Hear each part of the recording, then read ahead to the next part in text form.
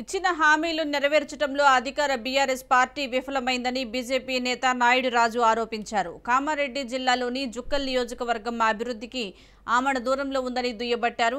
నియోజకవర్గంలోని ప్రజల కనీస సౌకర్యాలు లేక నానా అవస్థలు పడుతున్నారని తెలిపారు. రానున్న ఎన్నికల్లో కామారెడ్డి జిల్లా జుక్కల్ నియోజకవర్గంలో కాషాయ జెండా ఎగరటం ఖాయమని అంటున్న బీజేపీ నేత నాయుడు రాజుతో మా reporter Kishore face to face. మొదలైంది. ఇప్పటికే అధికార బీఆర్ఎస్ పార్టీ అటు అభ్యర్థులను ప్రకటించింది. అయితే అటు ప్రతిపక్ష బీజేపీతో పాటు అలా కాంగ్రెస్ పార్టీకి సంబంధించిన నాయకులు సైతం, టికెట్ ఆశిస్తున్న నాయకులు సైతం అటు నియోజకవర్గంలో ప్రజలకు వెళ్తున్నారు. ప్రస్తుతం మనతో బీజేపీ సీనియర్ నాయకులు నాయుడు రాజు గారు ఉన్నారు. చెప్పండి సార్, మీరు ఏ నియోజకవర్గం నుంచి టికెట్ కోసం ఆశిస్తున్నారు, ఎలా ఉంది? నేను రెండు నియోజకవర్గాల నుంచి నేను టికెట్ ఆశిస్తున్నాను. జుక్కల్, జహీరాబాద్. ఎందుకంటే మేము ఎస్సీ సామాజిక వర్గానికి చెందిన వ్యక్తి. ఎస్సీ కాన్స్టిట్యున్సీలని మేము పోటీ చేయడానికి జుక్కల్లో మేము గత 9 సుపరిచితులమే. జుక్కల్లో గత 9 సంవత్సరాలుగా అక్కడ నాయుడు ప్రకాష్ గారు, మా అన్నయ్య గారు అక్కడ సేవా కార్యక్రమాలు చేస్తున్నారు. ఇప్పుడు గతంలో 3-4 సార్లుగా 3-4 పర్యాయాలుగా అటు బీఆర్ఎస్ సంబంధించిన నాయకుడు హనుమంత్ సిండేనే గెలుస్తూ వస్తున్నారు. అక్కడ మీరు ప్రజల్లోకి వెళ్తున్నారు, ఎలాంటి అభివృద్ధి ఉంది? అభివృద్ధి చేసామని వారు ప్రజల్లోకి మళ్ళీ వెళ్తున్నారు. అసలు అభివృద్ధి జరుగుతుందా? ఎలాంటి సమస్యలు మీ దృష్టికి వచ్చినాయి? ఇక అభివృద్ధి అంటే ఇక ఆల్రెడీ ఇది నిజాం సాగర్ పైలట్ ప్రాజెక్ట్, దళిత బంధుల పైలట్ ప్రాజెక్టులో అసలు ఎంత అక్రమాలు జరిగినాయంటే మరీ ఈ చెప్పుకోదగ్గ. ఇక హనుమంత్ రెండవ శ్రేణి నాయకులు 2 లక్షల నుంచి 3 లక్షలు కేసీఆర్ సీఎం గారే ఒప్పుకున్నారు. ఈ దళిత బంధులో మా దగ్గర జరిగింది పైలట్ ప్రాజెక్టు.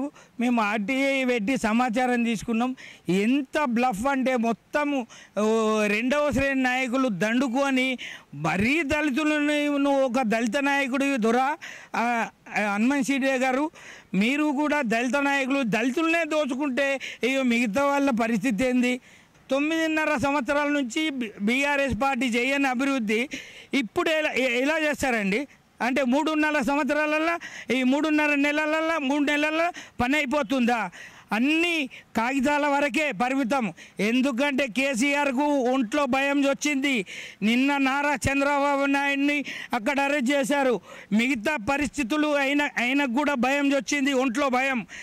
ఎందుకంటే ప్రజలు నిర్ణయిస్తున్నారు, నిర్ణయానికి వచ్చినారు.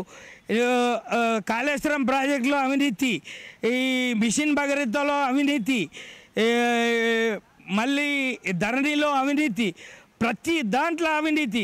అది మేం చెప్పింది కాదు, నివేదిత వాళ్ళు ఇచ్చిన రిపోర్టు.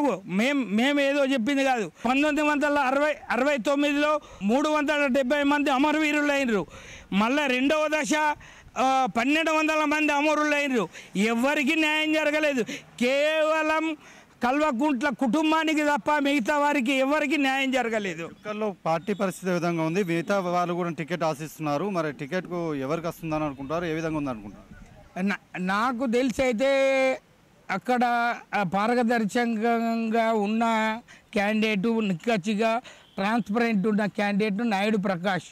నేను కూడా దరఖాస్తు చేసుకున్నాను. కాకపోతే ఆయన నాకంటే సీనియరు. పులకల సాయిలు గారు ఉన్నారు, అరుణతార మేడం గారు ఉన్నారు. పార్టీ అధిష్టానం ఎవరికి టికెట్ ఇస్తే మేము గట్టిగా పనిచేస్తాం. అక్కడ ఖచ్చితంగా బీజేపీ జెండా ఎగరవేస్తాం. మొత్తానికి మాత్రం అధికార పార్టీ నాయకులు చేసింది ఏది లేదంటున్నారు, మొత్తం అవినీతిమయమైందని చెబుతున్నారు. అయితే జుక్కల్లో పార్టీని ఈసారి బీజేపీ జెండా ఎగరవేస్తామని రాజుగారు చెప్తున్నారు. కెమెరా పర్సన్ చైతన్యతో కిషోర్, రాజ్ న్యూస్, నిజామాబాద్ నుంచి.